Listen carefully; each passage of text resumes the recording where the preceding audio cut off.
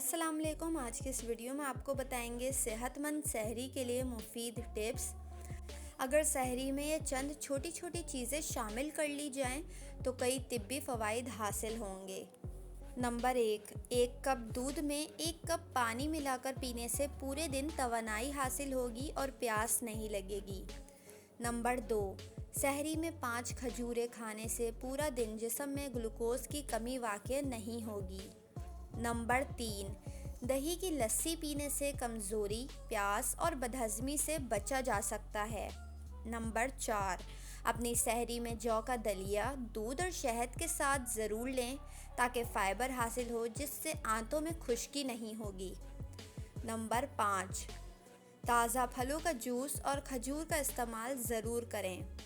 Number 6 रोटी के साथ दाल या कम रोगन वाले सालन को तरजीह दें।